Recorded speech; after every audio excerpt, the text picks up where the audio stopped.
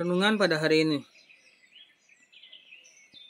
dikutip dari Yakobus pasalnya yang ketiga ayat 17. Tetapi hikmat yang dari atas adalah pertama-tama murni, selanjutnya pendamai, peramah, penurut, penuh belas kasihan, dan buah-buah yang baik, tidak memihak dan tidak munafik. 7 ciri-ciri belas kasih. 1. Belas kasih berarti bersabar dengan perilaku orang lain. Alkitab berkata dalam Yakobus pasalnya ketiga yang ayatnya yang ke-17, Yakobus pasal 3 ayat 17, yang berbunyi demikian. Tetapi hikmat yang dari atas adalah pertama-tama murni, selanjutnya pendamai, peramah, penurut, penuh belas kasihan, dan buah-buah yang baik, tidak memihak dan tidak munafik. Semakin bijak Anda, semakin sabar dan semakin penyayang Anda. Kedua, belas kasih berarti membantu siapapun di sekeliling Anda yang tengah terluka. Anda tak dapat mengasihi sesama seperti diri Anda sendiri jika tanpa belas kasih.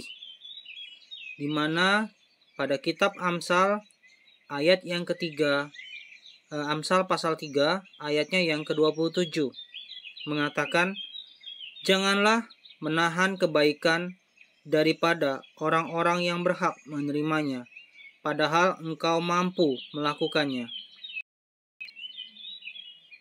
Ketiga, belas kasih berarti memberi orang lain kesempatan kedua. Ketika seseorang menyakiti Anda, biasanya Anda ingin membalas dendam atau menyingkirkan orang itu. Namun, Alkitab berkata pada Efesus pasal 4 ayat 31 sampai dengan 32. Segala kepahitan, kegeraman, kemarahan, pertikaian, dan fitnah hendaklah dibuang dari antara kamu.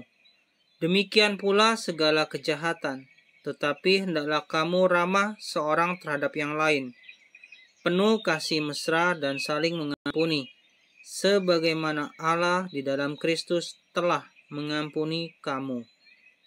Tertulis atau dikutip dari Efesus pasalnya yang keempat ayat 31 sampai dengan 32.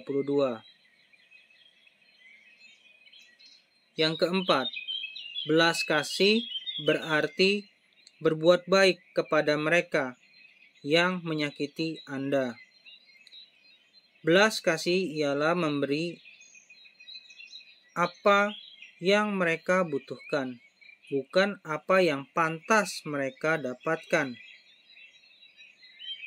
Sekali lagi Kak Noven ulangin, belas kasih ialah memberikan apa yang mereka butuhkan, bukan apa yang pantas mereka dapatkan. Butuh dan dapat itu dua hal yang berbeda. Mengapa kita harus melakukannya? Sebab itulah yang Allah lakukan kepada Anda. Tetapi kamu, kasihilah musuhmu dan berbuatlah baik kepada mereka, dan pinjamkan dengan tidak mengharapkan balasan. Maka upahmu akan besar dan kamu akan menjadi anak-anak Allah yang Maha Tinggi. Sebab Ia baik terhadap orang-orang yang tidak tahu berterima kasih, dan terhadap orang-orang jahat. Hendaklah kamu murah hati, sama seperti Bapamu adalah murah hati. Dikutip dari Lukas pasal 6 ayat 35 sampai dengan 36. Yang kelima, belas kasih berarti bersikap baik kepada mereka yang menyakiti Anda. Kak Noven ulangin. Yang kelima, belas kasih berarti bersikap baik kepada mereka yang menyakiti Anda. Anda harus lebih tertarik memenangkan jiwa-jiwa bagi Kristus daripada memenangkan argumen Anda dari orang lain.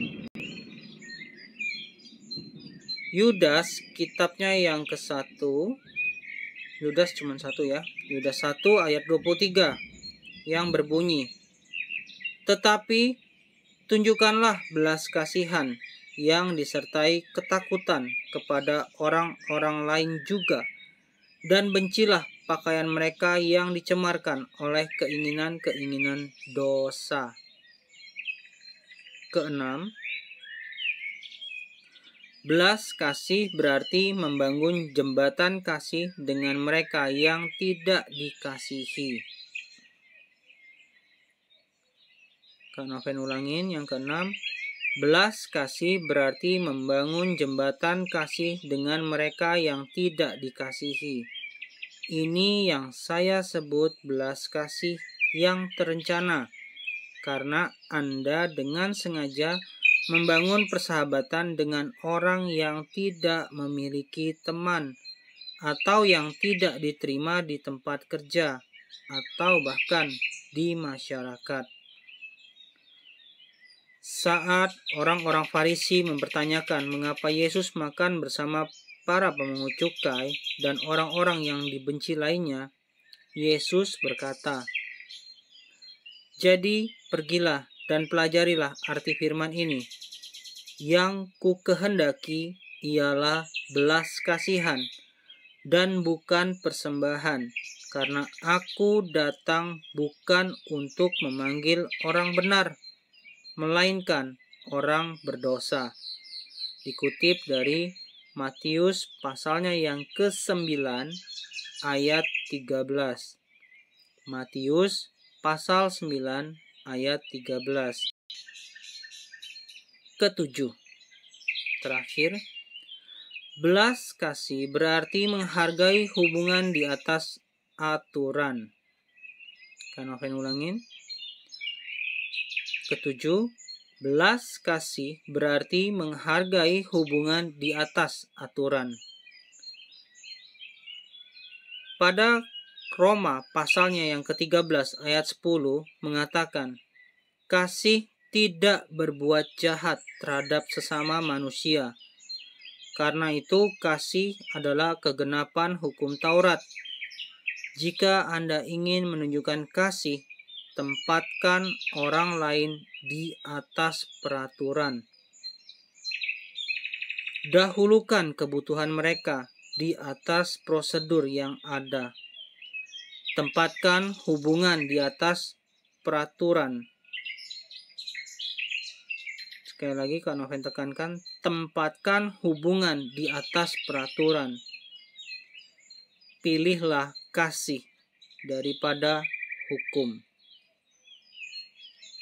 Beberapa hal untuk direnungkan.